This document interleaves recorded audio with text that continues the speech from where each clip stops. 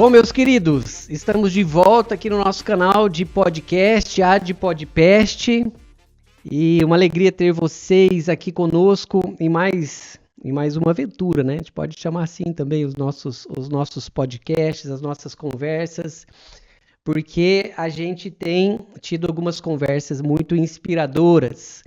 A gente tem isso como a nossa ideia, o motivo desses nossos encontros, a gente poder conversar com pessoas muito interessantes, com histórias inspiradoras que nos ensinam muito da parte de Deus. E hoje nós temos uma grande alegria de receber conosco um amigo e um grande homem de Deus, pastor Davi Lago. Ele terminou agorinha de ministrar aqui na nossa conferência de 3 anos de Sabaó Floripa e foi assim um tempo maravilhoso. Aproveitando, eu sou o pastor Adivaldo Ferraz, para quem não me conhece, pastor da Sabaó Floripa. E vamos juntos, gente, nessa noite, porque, meu Deus, é tanto assunto, tanta coisa para a gente conversar com esse homem. Pastor Davi, ele é casado com a Natália já há 14 anos, pai da Maria, de 11 aninhos, membro da Primeira Igreja Batista de São Paulo, do pastor Paulo Eduardo. É claro que o pastor Davi não tem como a gente também não falar, autor de vários livros abençoadores, entre eles, né, Pega Leve, Brasil Polifônico, Além da Ansiedade, Ame o Seu Próximo, Um Dia Sem Reclamar e breve um novo livro que o tema já é bastante provocante, né, para nós, que é Um Dia Sem Odiar. Pastor Davi Lago, uma honra, um prazer ter você aqui comigo nessa noite. E, enfim, faz o seguinte, se apresenta melhor, né? Eu fui tão breve nessa apresentação, então faça Não, eu a sua sou, primeiro, apresentação. obrigado, né? Sou grato, Adivaldo, pelo teu convite, pelo teu carinho nesses anos e essa oportunidade de a gente conversar um pouquinho aqui. Mas eu sou amigo do Adivaldo, vocês viram, né? Sou São Paulino, Isso daí é um problema. tricolor, paulistano, paulistano e São Paulino. Jesus. E sempre é uma alegria estar aqui também em Floripa e encontrando amigos amados e queridos como o Adivaldo. Muito bom. Como eu disse, né, a gente tem muita coisa para a gente conversar e, enfim, mas eu gostaria de começar pela tua experiência com Jesus, né? Para todos te conhecerem melhor. O homem, né, que um dia conheceu o Senhor Jesus, foi impactado ali pela sua presença, pelo seu amor. Então, Davi, conta para nós um pouquinho do teu encontro com Jesus. Sim, eu venho de uma família muito apaixonada pelo Senhor Jesus, né? Eu tenho essa graça, né, de nascer num ambiente, num lar, onde desde muito novo eu fui instruído, né, na palavra de Deus, na Bíblia. Então, todas as noites, minha mãe, a Esmeralda, sempre fez orações com a gente, comigo, com meu irmão Lucas. Depois nasceu minha irmã caçula Priscila. Ela dormia no outro quarto, mas eu sempre dividi ali o quarto com o Lucas. Eu sou o mais velho, o Lucas tem 2 anos a menos, então crescemos juntos numa casa onde a nossa mãe sempre, todas as noites, orava com a gente e lia um texto bíblico. Então, quando nós estamos num ambiente assim, não tem muitas vezes uma história dramática, né? Como a gente escuta, por exemplo, o próprio testemunho do apóstolo Paulo, que ele é repetido 3 vezes, né? Em Atos, da importância, né, da transição, né, da vida dele, de um perseguidor da igreja para alguém que ouviu a voz de Jesus ali e se tornou um apóstolo para os gentios. No nosso caso não é assim, é mais uma continuidade, né, desdobramentos da nossa fé. Então, momentos, eu lembro quando eu ouvia, né, a pregação e quando eu comecei também a aprender a orar com meu pai um pregador, um pastor, um conselheiro muito experiente. Meu pai me ensinava a orar, me levava com ele para as ministrações. Então, com 11 anos eu me batizei em 1997. Batismo é uma experiência, né, marcante na nossa vida. E Uma experiência marcante com o Senhor Jesus foi aos 14 anos de idade, né? Quando eu participei de um encontro de oração, de encontro espiritual para os filhos de pastores da Igreja Batista lá em Minas Gerais. E ali eu lembro que eu já estava assim, adolescente, e foi uma experiência muito marcante. Foi um tempo muito especial, foram mensagens confrontadoras, e foi quando eu tive uma experiência marcante com o Espírito Santo, né? Com o Espírito Santo. E desde então, desde muito novo, eu recebia palavras na minha vida sobre um chamado, né, ao ministério, mas nunca priorizei isso conscientemente na minha vida. Assim, a igreja é algo natural, né? Nós fazemos parte da família de Deus. Então, desde que eu entendi o Evangelho, me batizei, né, me arrependi dos meus pecados, e desse momento na adolescência, uma fase de uma profunda visitação do Espírito Santo de Deus, logo no ano seguinte eu já comecei a ser convidado para ministrar, para pregar, uma paixão crescente, né, um fogo no coração por aprender as Escrituras e buscar ao Senhor. Então, com 15 anos eu já estava pregando nas igrejas, assim, Edivaldo, né? E desde maio do ano 2001. Então, assim, Jesus é o coração do meu coração, a alma da minha alma, a vida da minha vida. E dele, por ele, para ele são todas as coisas, né? Foram um conjunto de experiências decisivas desde a infância, assim, e sedimentou essa fé. Amém, mas sabe que é assim, né? As histórias elas são diferentes, mas quando a gente encontra com Jesus, tudo se alinha, né? E a gente vai percebendo algumas coisas que Deus faz em comum com cada um daqueles que um dia se encontraram com Ele. E é claro que a minha história é nesse ponto, é muito desse ponto para trás, é muito diferente da tua, porque eu não venho de uma família onde eu tive esse privilégio, né? E de ter ali uma família que entendia já o Senhor, que já conhecia o Senhor. E desde muito cedo eu comecei a buscar, né? Eu ouvi algumas coisas sobre Deus e aquilo assim me encantava de uma forma, e aquilo ficava na minha cabeça. Será que é verdade? Será que isso é verdade? Até o momento que a gente tem uma experiência, né? Eu lembro que eu fui me aproximando do Senhor, eu conheci uma igreja, eu fui e tal, uma história longa.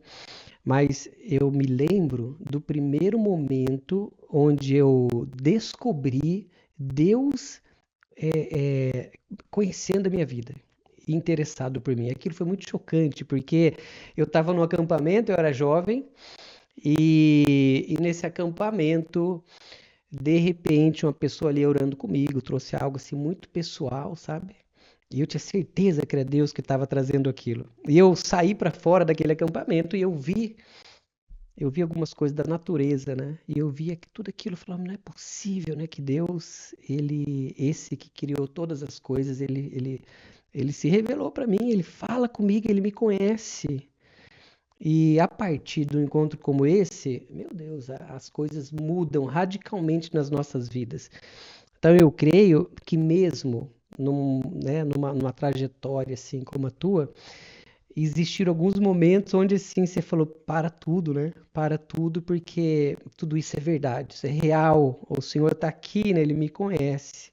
Você lembra assim de alguma situação onde você falou assim, isso é o meu tempo Deus, o inteiro, Senhor me conhece. isso é o tempo inteiro, né, Edvaldo? Assim, conhecer o Senhor, e nós vamos prosseguir em conhecer o Senhor, né? Não que eu já tenha alcançado, o apóstolo fala, mas eu prossigo para o alvo.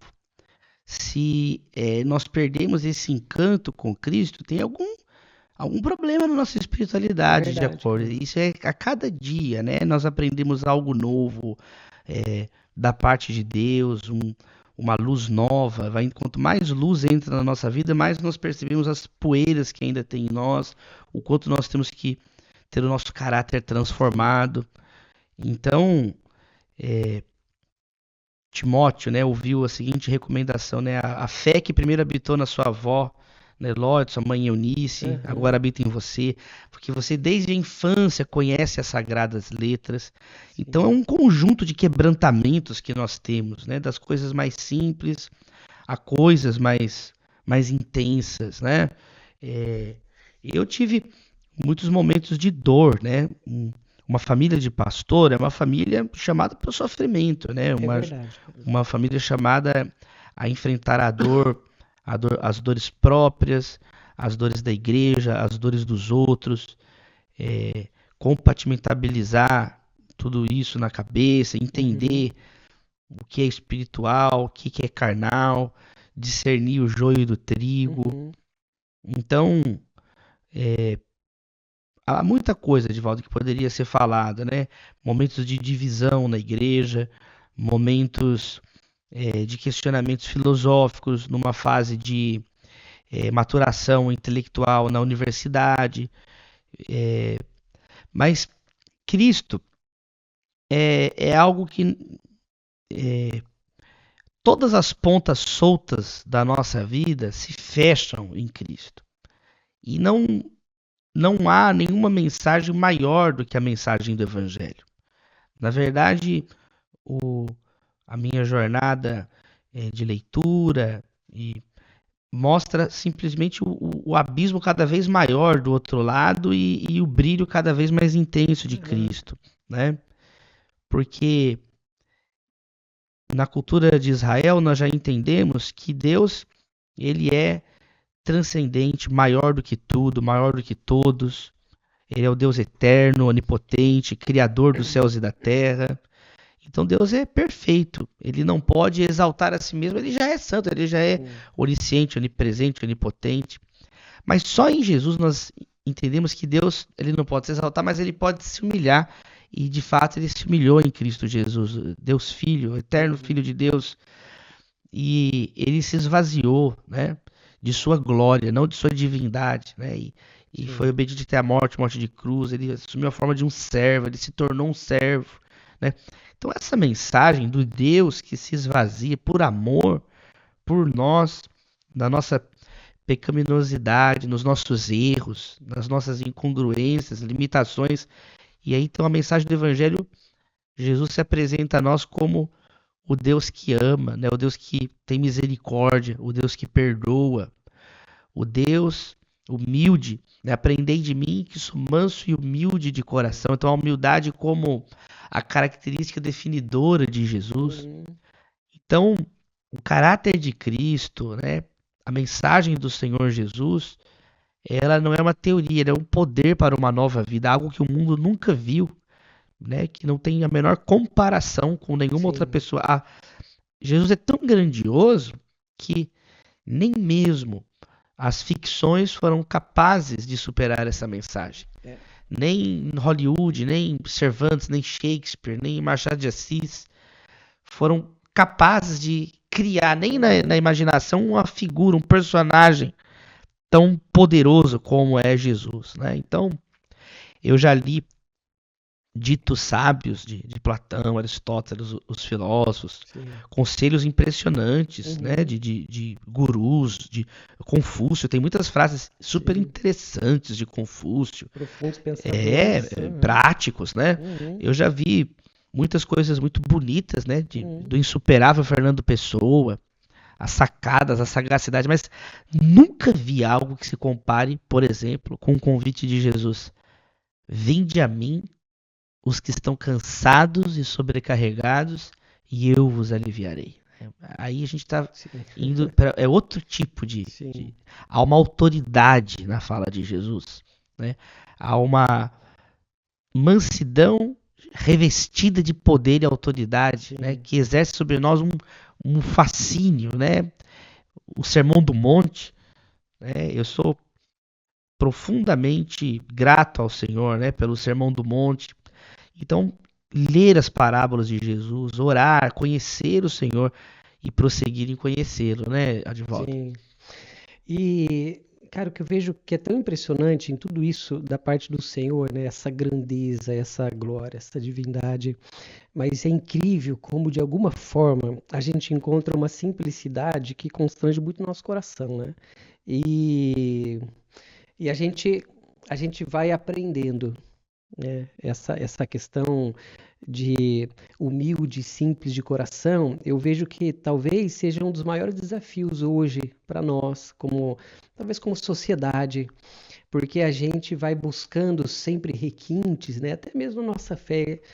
E a gente, a hora que percebe um caminho de Jesus muito simples e nos chamando a viver dessa forma simples, primeiro é constrangedor, no sentido ali de revelação do próprio Senhor fazendo dessa forma, mas o imitar é algo assim que quando a gente vai encontrando esse caminho, é impressionante como a gente vai tendo uma revelação maior do Evangelho, das coisas fundamentais, da importância.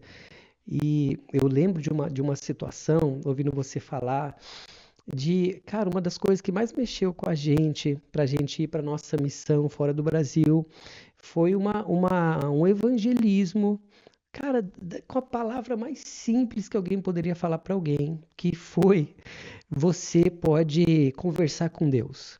Cara, essa foi minha pregação teológica para uma pessoa que estava longe do Senhor. E aquilo fez a pessoa, cara, se voltar ao Senhor, começou a chorar. Aquilo mexeu tanto com ela que, ao mesmo tempo, mexeu tanto comigo. E eu falei: é isso, entendeu? É a simplicidade, é a vida prática com Jesus, é o menos de mim, mais ou menos de mim no sentido assim, gourmet, requinte. Eu vejo que a gente precisa talvez entender um pouco mais sobre isso. Foi a nossa grande experiência, que a gente até estava conversando um pouquinho antes, de um reset na nossa vida, da gente se desligar de muitas coisas que a gente vai, talvez, tentando formular na nossa caminhada com Jesus, e de repente Deus nos mostra de novo um caminho muito simples, que é esse que você falou: uma vida com o Senhor, é claro, uma família pastoral, mas uma família cristã, né? Alguém que está seguindo a Jesus, ele é chamado a viver um caminho que ele é simples, mas ele não é menos poderoso, pelo contrário, né? Ele não é menos profundo, é simples, mas é forte, é simples, mas são convicções, existe muita profundidade numa vida assim com Jesus. E eu digo isso porque eu vejo que essa missão nossa como igreja, a gente não pode perder isso de vista, né? Eu não sei como que você tem percebido a igreja hoje. Algumas coisas elas estão acontecendo e a gente vai olhando e buscando essa simplicidade. Quando a gente encontra é uma bênção, mas de repente a gente não vai tendo isso como uma coisa assim tão comum hoje no nosso meio cristão, né? Como você tem visto a igreja hoje, Davi? Cara, essa coisa gourmet, essa coisa assim, talvez tentar sempre uma coisa diferente e fugir desse caminho da simplicidade. Você tem percebido alguma coisa nesse meio? Então, a questão do joio e do trigo, né? De falsas pessoas hipócritas, fachadas. É o velho problema, né? Do farisaísmo, né? Que adorna, né, o túmulo dos mortos, dos profetas mortos. E Jesus falou: olha, se os profetas estivessem aqui, vocês que mataram os profetas. Agora vocês estão aqui cheios de pompa e circunstância, querendo os primeiros lugares nos banquetes. Então, Mateus capítulo 23, né, os ais contra os hipócritas, né, Jesus ele demoliu esse tipo de espiritualidade que você usou a expressão gourmet, glamourizada, como um fim em si mesmo, né? Jesus ele radicalizou uma mensagem que já aparece nos profetas de Israel, né? Vocês vivem em casas de fino acabamento enquanto a casa do Senhor está destruída.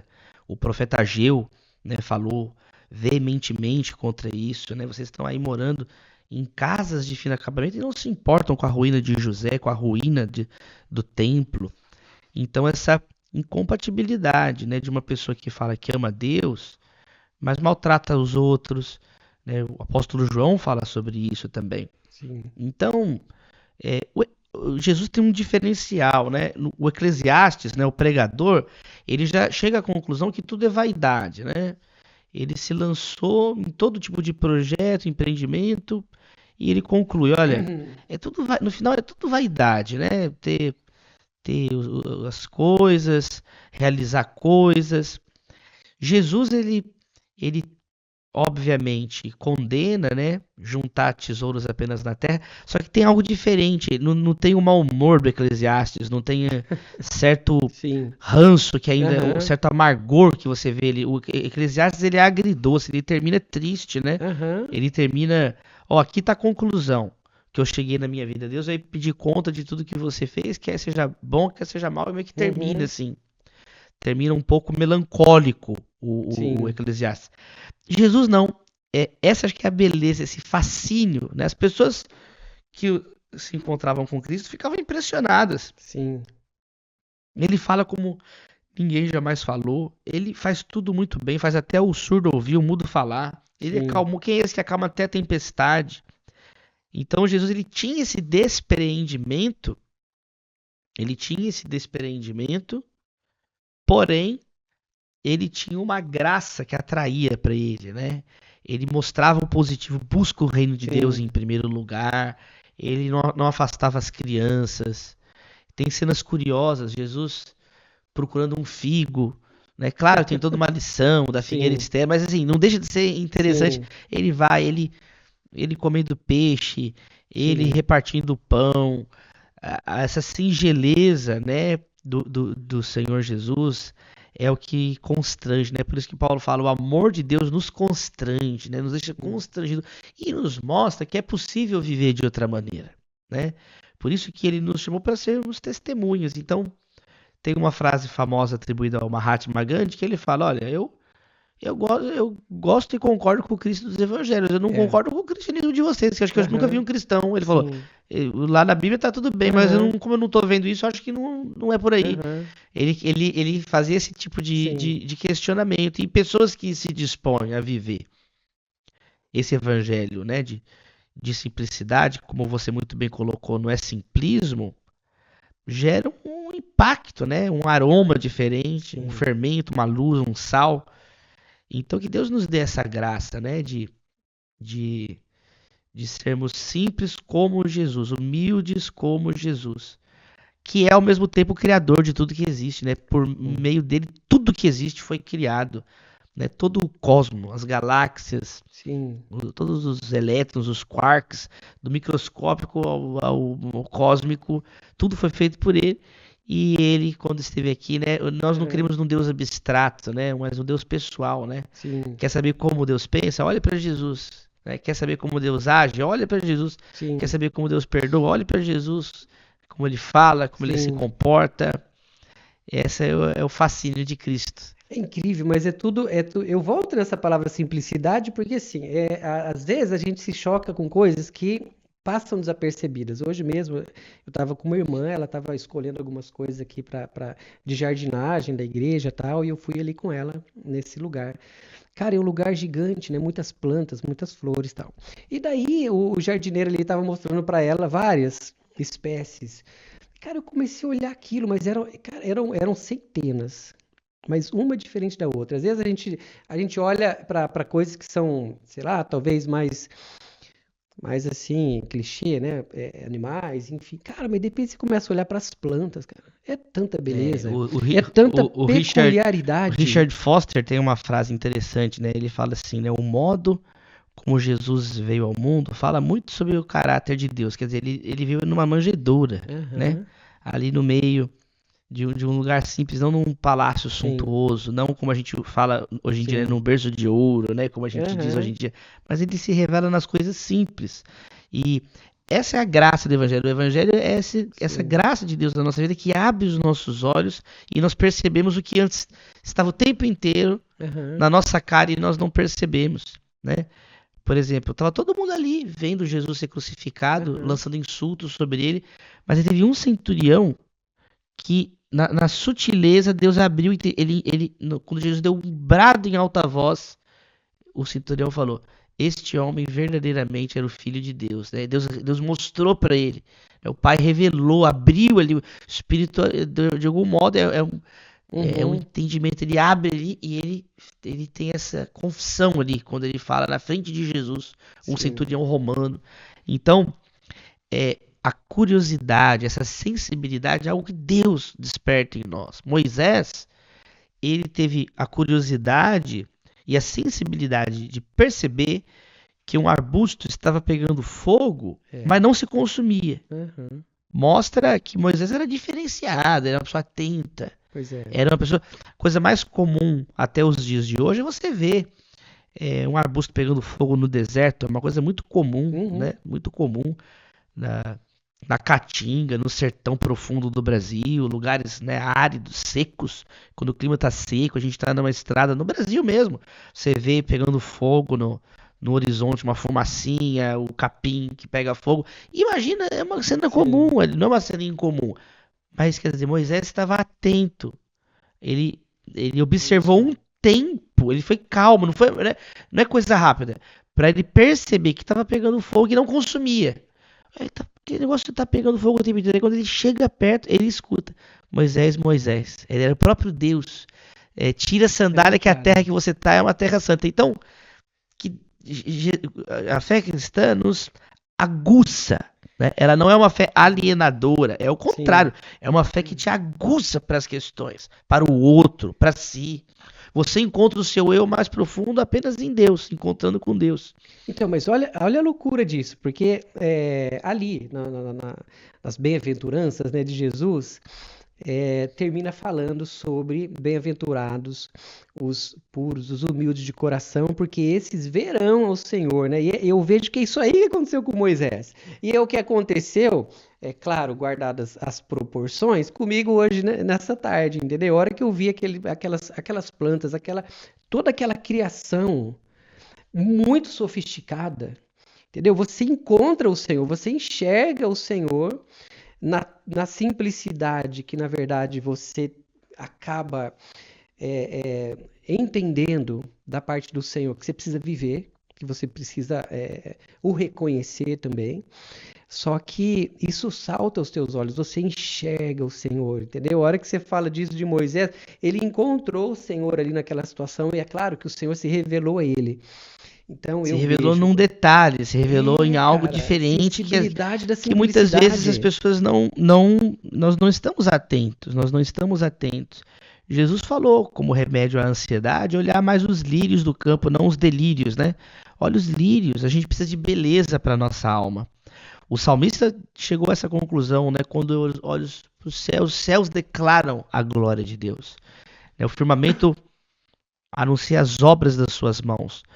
O que acontece muitas vezes é que nós estamos olhando demais para nós mesmos, né? Para picuinhos. A gente perde muito tempo na vida. Quanto mais sábio uma pessoa fica, menos ela liga para as coisas pequenas, né? Se uma coisa pequena tira a tua paz, é porque você é uma pessoa pequena, quer dizer, você se reduz àquilo ali. Sim. Uma coisa insignificante é capaz de perturbar a sua alma por completo, né? Sim. Então, Jesus nos leva para um outro lugar, né? De maior comunhão com Deus, de maior resiliência, né? Nós aprendemos no Evangelho que paciência é força, né? Esse é um caminho. Que lindo. Você falou uma palavra ansiedade, né? E no teu livro, além da ansiedade, você é claro que entra por esse caminho, porque hoje, né, uma sociedade ansiosa, é um mundo ansioso, né? E o que o senhor tem te falado a respeito dessa vida com ele, simples, de cuidado dele, de proteção, como talvez, né, uma escolha para você não se amoldar, né, a esse mundo ansioso. Onde a ansiedade, na verdade, ela está nos pegando, e como a gente consegue afastar da nossa vida hoje, nesse mundo que a gente vive tão ansioso? Então, a ansiedade tem diversas abordagens, né, para entendê-la, para enfrentá-la. Todas elas, de algum modo, direto ou indireto, aparecem nas escrituras, né? Há 4 abordagens principais. A primeira abordagem biológica entende a ansiedade do ponto de vista biológico, quer dizer, em tratamento com remédios, questão hormonal, questão genética, tem a ver com predisposições, tem a ver com muitas vezes uma questão do corpo mesmo. Sim. Agora, todo mundo sabe que nem toda ansiedade é assim, resolve com remédio. Se fosse simples assim, se for tomar se uma pílula resolvesse todos os problemas de ansiedade, seguramente ninguém mais estaria ansioso. Mas há uma segunda abordagem, que é a abordagem psicológica. Entendem que há tipos de preocupações na nossa vida, de aflições, que não tem tanto a ver só com uma questão biológica, tem a ver com os traços do caráter, da personalidade da pessoa, traumas que a pessoa pode ter enfrentado, timidez, tem a ver com a psique. E aí tem terapeutas, né, psicólogos. Há uma terceira abordagem, você mencionou ela, que é a abordagem sociológica. Não é uma questão apenas do corpo, biológica, ou né, biopsíquica, da mente, do corpo. É uma questão que tem a ver com o sistema de vida, com a comunidade, as pressões econômicas, políticas. Então a gente fala muito isso hoje, né? Uma sociedade enlouquecedora, a correria do computador, do relógio, a ditadura dos alarmes. E realmente vivemos num mundo mais acelerado que antigamente, né? Somos expostos a estímulos, a propagandas o tempo inteiro. Então essa é a abordagem sociológica, que procura compreender como que as dinâmicas sociais influenciam a ansiedade. O Jonathan Haidt, né, um pesquisador importante, lançou um livro agora, recente, publicado também em português, Geração Ansiosa, é nessa linha. Mas há uma quarta abordagem, que é a ênfase principal na escritura, que é chamada abordagem religiosa ou filosófica, que tem a ver com o sentido da vida, né?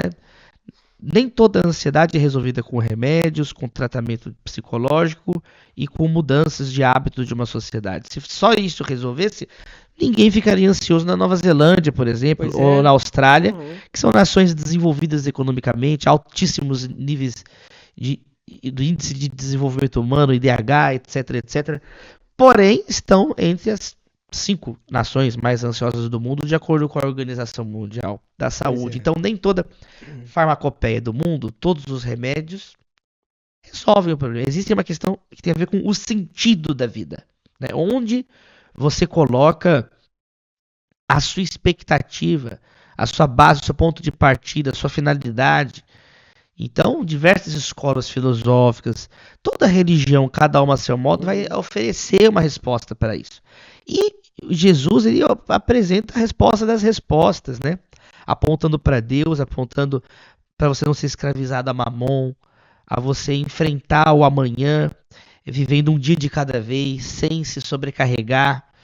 Então, o Sermão do Monte apresenta um conjunto de ensinamentos de Jesus nessa linha. Busque em primeiro lugar o reino de Deus. E qual que é o sentido da sua vida? Está em Deus ou está em você mesmo? Está nas coisas que passam? Então, Jesus, ele reorienta nosso olhar, né? Ensina a sermos reeducados nas nossas intenções, na nossa vida, e termos as prioridades corretas. Amém. Eu queria falar um pouquinho sobre o teu último livro, Um Dia Sem Reclamar. Mas antes disso, eu queria falar para você que está nos acompanhando, para você curtir esse nosso vídeo, esse nosso conteúdo, para você compartilhar ele para mais pessoas poderem ter acesso a essa conversa maravilhosa, e também para você para você se inscrever no nosso canal. É muito importante para nós, para a gente aumentar a nossa relevância e assim poder cumprir aquilo que o Senhor tem nos chamado a fazer. Também conheça ali a nossa rede social, Instagram, AdPodPest, também aqui a nossa igreja, Sabote Floripa, que vai ser para nós uma alegria ter você ali nos seguindo e acompanhando toda essa nossa trajetória. Eu vou falar um pouquinho desse livro, né? Um Dia Sem Reclamar, e já também aproveito nesse momento aqui de propaganda para você acessar a Amazon. A Amazon é o melhor canal hoje de venda do livro? Tem na Amazon. Acesse ali a Amazon e procura o título se você ainda não conhece, se você ainda não adquiriu esse livro do Pastor Davi, porque ele é espetacular. Um Dia Sem Reclamar. Então entra ali e já encomenda o seu livro. Mas o que eu queria perguntar para você sobre esse título? Por que você acha que esse conteúdo ele tem chamado tanta atenção? Por que hoje ele é o primeiro lugar de vendas na Amazon? E estamos falando de todas as categorias, né? Por que você acha que ele hoje é tão relevante E as pessoas têm procurado tanto esse título quando elas ficam sabendo que está O livro disponível. foi uma surpresa total, assim, Tá. né? A acolhida dele, o carinho dos leitores e das leitoras. Quando eu era líder de jovens na Igreja Batista de Getsemane, há muitos anos atrás, nós realizamos uma atividade lá, uma programação, que chamava Semana contra o Esfriamento Global, que era uma brincadeira, né, com a questão do esfriamento das relações, que as pessoas não estão nem aí, né? Antigamente, né, em Minas falava muito isso, ó, fala baixo, cidade do interior, cidade pequena, fala baixo porque as paredes têm ouvidos. Hoje é o contrário, hoje os ouvidos têm paredes, né? As pessoas não querem ouvir ninguém. Sim. E aí a gente fez essa semana contra o esfriamento global. E aí foram 7 estudos bíblicos, 7 pregações, que eram hashtags, né? Então, era leia um livro, era para você se tornar uma pessoa mais empática, conhecer outros pontos de vista. Então, leia um livro, né? Surpreenda seus pais, leia um livro, era uma coisa assim. Aí outra hashtag falava sobre educação e tal. E aí uma das hashtags era fique um dia sem reclamar, né? Um dia sem reclamar. Sobre gratidão. E foi muito legal e tudo mais. Um dia, né, algum tempo atrás, eu estava conversando com meu querido e eterno professor Marcelo Galupo, que foi meu orientador na graduação e no mestrado em Direito. O professor Marcelo Galupo é o presidente da Associação Brasileira de Filosofia e Sociologia do Direito, um acadêmico respeitado, professor na UFMG, na PUC, e ele tive a alegria de ser meu orientador, né? A gente desenvolveu uma amizade.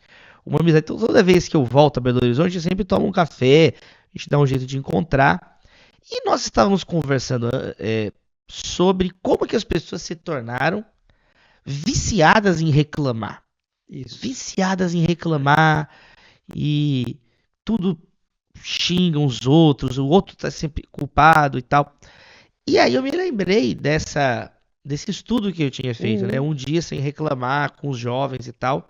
E mencionei para ele, falei, olha, inclusive eu já falei um dia, fiz esse estudo aqui lá na igreja com os jovens. E dessa conversa, a gente estava num café lá do Pátio Savassi, o shopping ali, tem um café que a gente encontra. A gente estava lá no café, aí a gente falou, poxa, a gente podia fazer um livretinho sobre isso. A ideia era fazer um livreto, né? Vamos escrever. Sabe quando um papo tá tão legal? Sim. Puxa, tinha que registrar isso por escrito, né? Ele teve uns insights, eu falei outras coisas. Falei, vamos fazer um livro então. Né? A gente tinha uma ideia de um dia escrever algo junto, meio que organicamente, eu acho que chegou a hora. Vamos fazer um negócio leve. A ideia era ser um livro, assim, uma coisa leve, despretensiosa. E aí eu tinha o convite da editora Citadel, uma editora secular, que, né, impressionante o trabalho da editora Citadel. Tinha um convite para fazer uma publicação com eles. E aí a gente apresentou o projeto. Eles gostaram, escrevemos o texto, encontramos, fizemos o texto assim, igual a gente está aqui, com o notebook aberto, alguns encontros fechamos o texto, mandamos para a editora. Aí a reação positiva começou na própria editora. Era para ser um livreto pequenininho de gôndola, assim. A própria editora, o André Fonseca, o Marcial, a equipe da Citadel, falou, olha, isso daqui foi tão bom para nós, a gente tem que incorporar isso aqui, vocês têm que expandir isso aí um pouco, vamos fazer um livro maior. Mas não dá tempo, não, a gente vai aumentar a letra para todo mundo poder ler. Então, assim, a ideia era alcançar todo mundo com o livro. E aí lançou o livro no meio da pandemia, o livro atrasou por causa da pandemia, atrasou um ano o lançamento do livro. Ninguém reclamou por isso. Aí lançou o livro, não podia reclamar, né? Era uma contradição de termos. E aí, um ano depois lançou o livro. Quando o livro lançou, ele foi indo aos poucos. Quando viu, nós já estamos com 3, 4 anos do livro, não para de ter comentários. Ele foi traduzido já para o espanhol. Ano passado, 2023, eu lancei na Feira Internacional do Livro de Buenos Aires a edição Um Dia Sem Quejar-se, pela editora Del Fondo, em parceria com a Citadel. Vai lançar em Portugal agora. Então, assim, a gente viu que, eu acho que, assim, primeiro ponto, não foi um livro fabricado, um Tá. livro. Não é um texto que a gente pegou uma coisa aleatória. Eu acho que ele é um texto orgânico, assim. Sim. Ele nasce de observações reais sobre Sim. a importância da gratidão no tempo atual, né? Como que eu precisava e preciso ser mais grato. O Aham. professor Galupo, como que ele. Sim. Então, eu acho que nasce daí. Então, eu acho que talvez esse seja um atrativo do livro, assim. Ele não tem. Ele não é pretensioso, na verdade, ele é despretensioso Sim.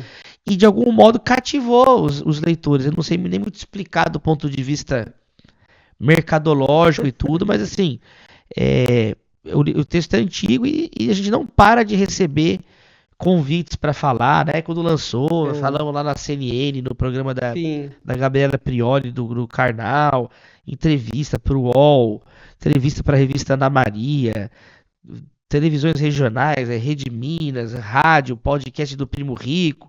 A gente vê que todo tipo de gente, Sim. né? De empresa a crianças, idosos, todo lugar do Brasil. Então, talvez mostre essa urgência de olharmos para a vida de um modo mais grato, né, Edvaldo? Assim, de não ter esse rancor que prende a vida, que amarga a vida, e todo mundo perde quando você é ingrato, né? Sim, mas quem tá lendo esse livro hoje não é só o cristão, né? Não, o livro ele não é um livro, ele foi adaptado, né, Tá. pro grande público. O prefácio foi do Dom Valmor, na época era o presidente da CNBB, muito querido Dom Valmor, ele foi o reitor, né, da PUC Minas, onde eu conheci o professor Galupo. E a ideia, o livro na verdade ele vai mais para a linha de reunir o repertório cultural sobre gratidão. E claro que tem ali o Parábola do Filho Pródigo, o samaritano que volta para agradecer dos 10 leprosos. Mas a gente trabalhou também no direito, a gratidão no direito, na literatura, na mitologia. A gente mostrou como que é um dos raros consensos da humanidade, justamente a repulsa que há ao ingrato, né? Até a máfia rejeita o ingrato. Não há nenhum sistema ético, filosófico que defenda a ingratidão. Até Jesus falou, né? Uma casa subdividida não resistirá. Então, até o inferno ele é unido. Jesus falou isso, né? Até uma escala de Sim. no próprio inferno tem uma escala de organização, mostrando que é um princípio muito forte, o princípio da gratidão, né, da lealdade. Então é impressionante, né? Então a gente, claro, extrai ali da escritura e que bênção que está alcançando as pessoas. Sim. Tem gente que eu vejo assim, acadêmico, né? Tem gente que eu não vou escrever livro para falar com as pessoas. A pessoa gosta de ser hermética, falar coisas complicadas. Eu acho isso uma bobagem, né? Até pela natureza do evangelho, que a gente está falando de simplicidade, de alcançar as pessoas. Eu fico super feliz de ver as pessoas falando mais de gratidão numa época que todo mundo só reclama. Pois é, e isso daí, você falou que está sendo lançado em alguns países, mas assim, isso daí vai tomar uma proporção que você nem imagina, cara. Amém, porque amém. o mundo, né? O mundo, ele está dessa forma. Você falando algumas coisas, eu lembrando da nossa experiência ali com os italianos, né? Meu Deus do céu, o italiano precisa ler esse livro, né? Porque é uma coisa assim que você não vai percebendo, mas vai tomando conta de você. Enfim,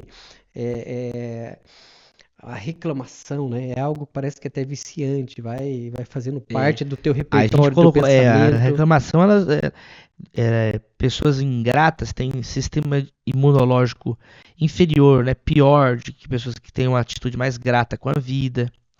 A ingratidão fecha portas para você, porque ninguém gosta, a gente usa no Brasil a expressão, a pessoa cuspiu no prato que comeu, né? O mercado se protege de gente assim. Então todos perdem com a ingratidão, você principalmente perde sendo ingrato. Agora já a gratidão não, torna até uma pessoa feia uma pessoa mais agradável, até mais bonita, né? Por quê? Porque a gratidão nos tira de nós mesmos, né? A gratidão, ela é um ato de humildade, né? De reconhecimento que nós não temos o controle sobre tudo, né? Nenhum homem é uma ilha, né? Nós somos, na verdade, o filósofo Amos Oz falava, né, o escritor Amos Oz, ele falava, somos uma península, né? Nós temos uma parte, península, aquele filetezinho de terra assim. Então uma parte nossa é virada para o mar, né? Liberdade, os horizontes, Sim, mas uma parte está presa no continente, né? A sim, nossa cultura, a nossa família, o nosso idioma. Então entender isso, né? A gente não é só mar, a gente não é só sim. continente, o ser humano, nós precisamos dos outros, né? Cara, Nós somos feitos dos outros sim, também. mas fala a verdade, isso é muito espiritual, né? Porque a questão da gratidão, a questão de não reclamar é muito, mas muito E aí na espiritual. Bíblia isso daí, então, é, a ingratidão em Romanos 1 é a causa da desgraça da humanidade, né? Eles não foram gratos a Deus, o ser humano, e virou as costas para o seu Criador, por causa da Sim, ingratidão. Então o pensamento deles se obscureceu, sim, eles se tornaram idólatras, ao invés de adorar o Criador, que é digno, começaram a adorar as criaturas, a adorar a si próprios. Então a ingratidão, teologicamente, quando você lê ali Romanos, ela é a causa de toda a desgraça. sim, E é uma marca também dos últimos dias. Nos últimos dias serão ingratos. isso, é, Então a ingratidão, ela é um arco, né, isso, de destruição do início ao fim. E já a graça vai além, né? Onde sim, abundou o pecado, superabundou a graça. Então a Bíblia termina com a graça, né? A graça de Deus seja com todos. Né? Começa com a graça, Deus criou o mundo pela graça. sim, Não precisava criar, ele criou porque ele quis, porque ele é amoroso, aham, bondoso. sim. E termina com a graça, né? A bênção, a graça do Senhor seja com todos. Cara, é demais isso, porque é tão espiritual que a gente vai percebendo isso, é claro, na vida de Jesus. Depois a gente percebe isso na vida dos discípulos ali, maduros, né? Já entendendo muito a respeito do reino de Deus, a revelação toda de Jesus. E a gente continua encontrando isso naquelas pessoas que a gente tem o prazer de encontrar pela vida, que são pessoas que também têm uma revelação muito assim profunda da parte do Senhor. E eu não conheço um homem de Deus que assim tem crescido na fé, que tem amadurecido, que ele não aprendeu isso. Cara, é incrível como a gente consegue associar, pelo menos eu na minha experiência ali de vida cristã e conhecendo muita gente, como essa revelação, como a gratidão está presente em pessoas maduras na fé e o contrário também é verdadeiro, como a ingratidão ou a reclamação ela está presente em pessoas que talvez isso é só uma talvez suposição, como pessoas que talvez não resolveram alguma coisa. Então, é, eu posso fazer até um gancho com o teu novo livro. Não sei se de alguma forma você aproxima esses dois assuntos, mas o teu livro Um Dia Sem Odiar, ele é claro que vai falar sobre perdão, mas talvez essa ingratidão, você relacionou isso, que a ingratidão talvez tenha a ver com uma falta de perdão, um ranço, ou algo que não foi resolvido e a pessoa está amarga, vivendo uma vida assim, e é claro que a reclamação faz parte do repertório de um coração azedo, né? Você relacionou isso ou não? Fala um pouquinho do teu Sim, livro novo. nós, a partir, né, do Um Dia Sem Reclamar, ganhamos o desafio, né, do Marcial, eu e o Galupo, de desenvolver também um texto sobre o perdão. Aí tem bastante a ver também com os últimos anos, especialmente no, Tá. no Brasil, né, com agressividade. É, eu entendo, né, que a polarização numa democracia, ela é bem-vinda à polarização de ideias, as Sim. pessoas opinarem. Quando a gente critica a polarização, a gente está criticando essa polarização burra, agressiva, animalesca, né, que é autodestrutiva, que não leva a lugar nenhum, Sim. né, ignorante, a briga pela briga. Crítica demais mata a própria crítica. Ninguém Uhum. quer escutar uma pessoa que só critica. Então, a gente vê uma sociedade muito estilhaçada, fraturada, as pessoas brigadas nas suas próprias famílias, né? Então, Um Dia Sem Odiar, ele tem a ver com o perdão, né? Então, a gente trabalhou a questão da gratidão e a questão do perdão, que são sim complementares, são virtudes, ambas posturas são virtuosas na tradição cristã. Então, aí nós fizemos, né, uma Uhum. pesquisa. Então, tem um filósofo chamado Owen Flanagan, que ele estudou sobre a moralidade do ódio. E ele identifica 7 tipos de ódio. 7 tipos de ódio. E há 5 tipos de ódio que nós habitualmente não consideramos moralmente ruins ou reprováveis, maldosos. Né? São até benéficos, né? O ódio. A Bíblia fala que há tempo de amar, há tempo de odiar. Né? Então, existem, por exemplo, a indignação por uma injustiça. Se não tem indignação, se não tem esse tipo de ódio, que é o ódio instrumental, na linguagem desse filósofo, Flanagan, nunca tem nenhuma transformação positiva. Né? Então, ele mostra 5 tipos de ódio, mas tem 2 ódios que são os ódios que são reprováveis moralmente, que é o ódio de vingança e o ódio transmissor de dor, quando eu simplesmente quero passar para frente uma dor que eu estou sentindo. Então, esses 2 ódios, as culturas humanas de um modo geral, punem, rechaçam, né? Porque são ódios que destroem, causam dano ao outro, matam o outro. Tem a ver com rancor, tem a ver... Então o ódio, ele despersonaliza o outro, ele desumaniza o outro, torna o outro...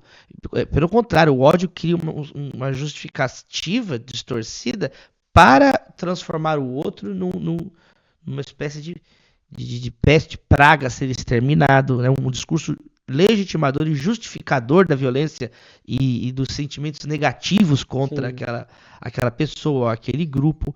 Então, o livro trabalha essa conceituação filosófica do ódio, por que ele é moralmente reprovável, e aí claramente o livro vai falar sobre o perdão, né? Que não por acaso talvez seja o maior ato que um ser humano seja capaz de realizar, né? De perdoar, de esquecer, apagar a dívida, né? De apagar aquela dívida moral que alguém, aquele débito que alguém contraiu, né, diante dele. Então, Jesus ele nos ensina sobre o perdão. Nós podemos perdoar porque fomos perdoados por ele. Sim.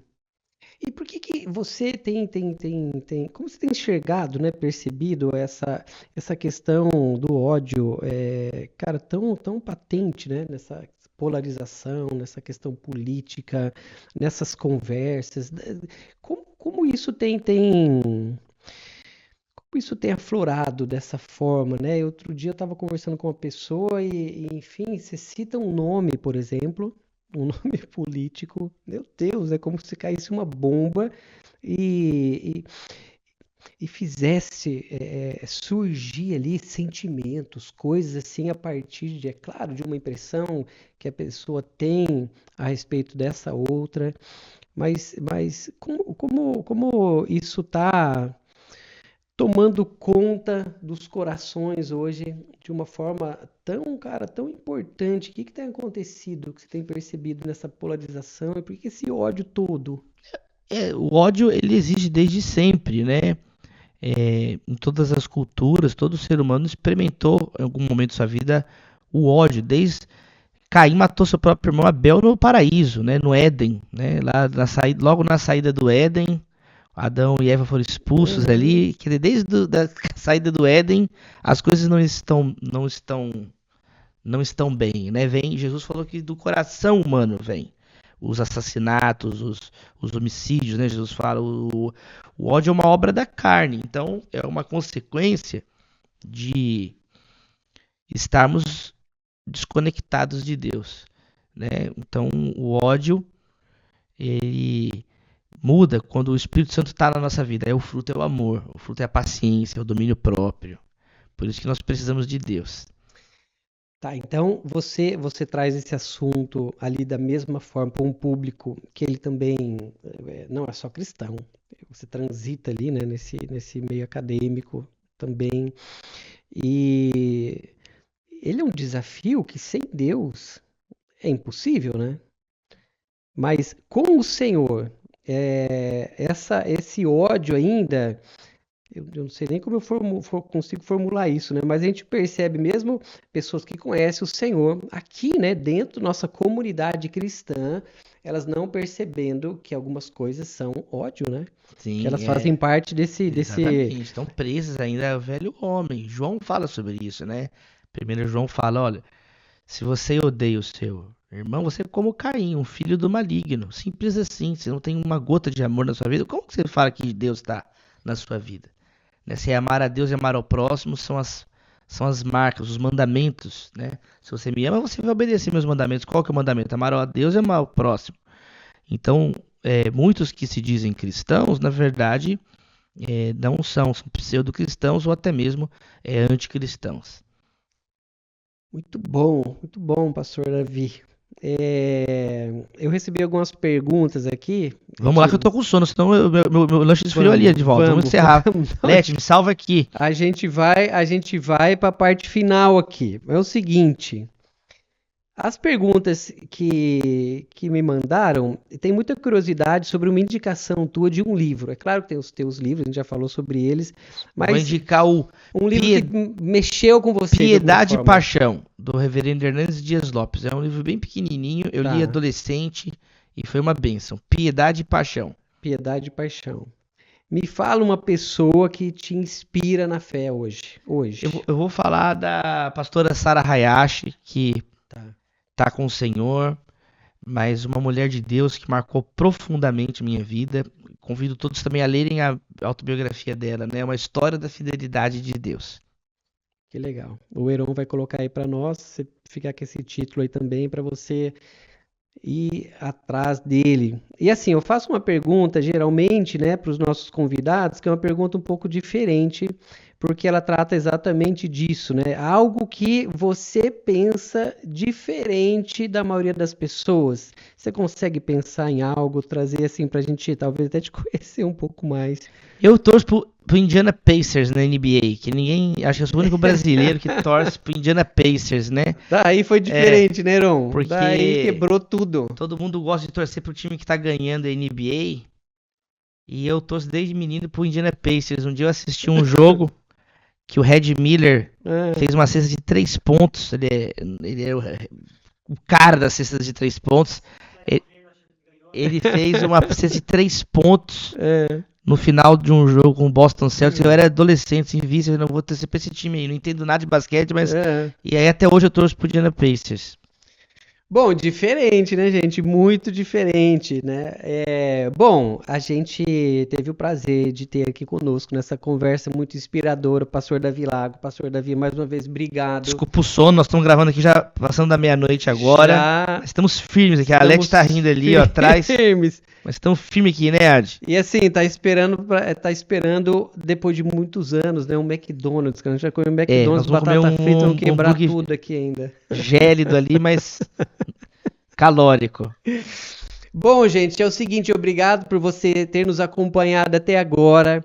Mais uma vez eu falo para você, se inscreva no nosso canal, nos acompanhe, faça qualquer tipo de comentário, porque isso também eleva, né, a nossa relevância, a distribuição desse vídeo, e compartilha ele, porque eu tenho certeza que muitas pessoas vão conhecer, as que não conhecem ainda o pastor Davi, e também procurar conteúdos dele, é uma indicação nossa para você. Queria agradecer aqui ao Heron, que mais uma vez está aqui, guerreiro conosco, também veio um lanche para o Heron, glória a Deus.